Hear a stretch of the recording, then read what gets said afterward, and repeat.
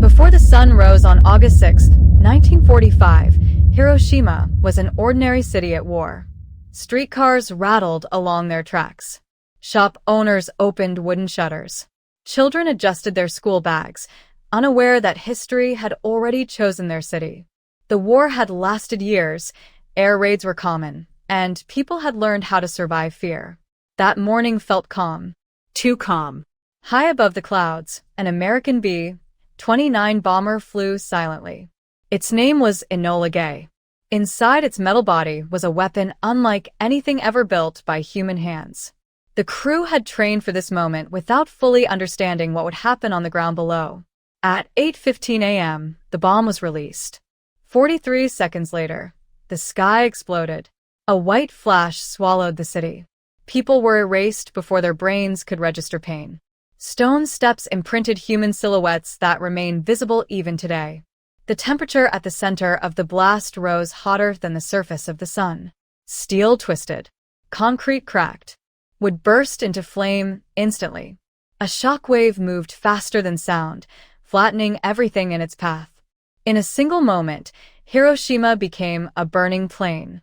Those farther from the center survived the initial blast but suffered a fate almost as cruel. Skin blistered and slid from bodies. Eyes were burned blind. People staggered through smoke, holding their arms out in front of them, flesh hanging like cloth. Survivors later said the city looked like hell had opened on Earth. By nightfall, fires merged into a massive firestorm. The wind sucked oxygen from the air, killing people hiding in shelters. Rivers filled with bodies. The wounded drank water and died hours later without understanding why. Radiation had already begun its silent work. At the time, even doctors did not know what radiation sickness was. People who looked unharmed collapsed days later. Their hair fell out in clumps. Their gums bled.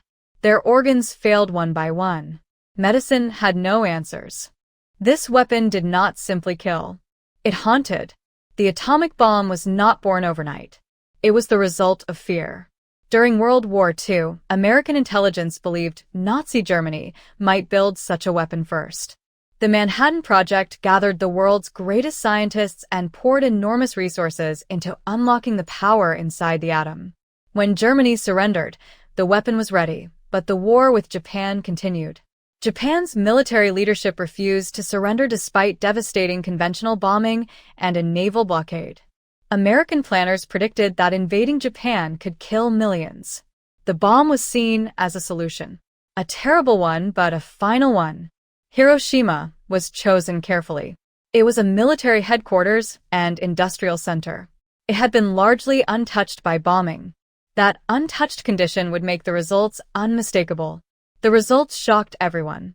Even President Harry Truman later wrote that the destruction was far greater than expected.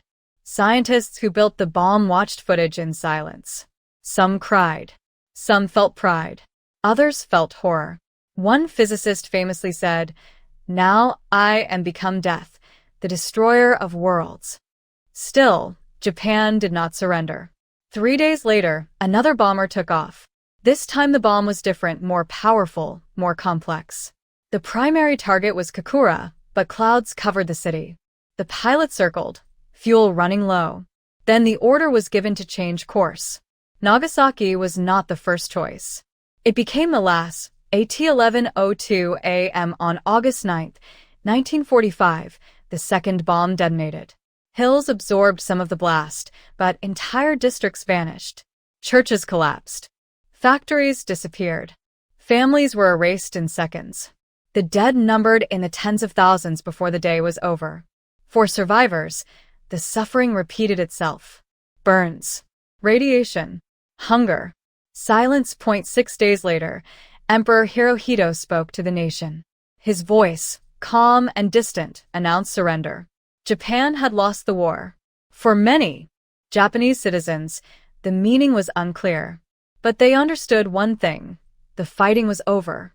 Across the world, celebrations erupted. Soldiers went home. Nations rebuilt. But in Hiroshima and Nagasaki, the war never truly ended. Survivors, later called hibakusha, lived with permanent scars. Many developed leukemia and cancers years later. Children were born with deformities. Psychological trauma followed them for life. Yet they were often treated as outcasts. Employers feared them. Families avoided marriage with them. They carried not only pain, but shame forced upon them by misunderstanding. For decades, many survivors remained silent. As nuclear weapons spread, the world entered a new era. The Cold War turned the bomb into a constant threat. Missiles stood ready to launch within minutes. Humanity lived under the shadow of instant annihilation. Hiroshima and Nagasaki became proof, not theory, of what nuclear war really meant. No city has been destroyed by a nuclear weapon since. Not because the danger disappeared, but because the memory was too terrifying to ignore. Today, Hiroshima and Nagasaki are rebuilt. Trains run. Children laugh. Trees grow where fire once ruled. But monuments stand quietly. Names are read every year. Survivors speak to classrooms, their voices shaking, not with anger, but with urgency. They do not speak of revenge. They speak of warning. The real history of Hiroshima and Nagasaki is not only about war strategy or political decisions. It is about ordinary people who lived normal lives until light erased their future. It is about science racing ahead of wisdom. It is about a moment when humanity proved it could end itself. Those bombs ended a world war. But they also began a question that still has no answer. Now that we possess the power to destroy everything, will we ever have the wisdom to never use it again? That question remains suspended in the air, just like the bomb once was waiting.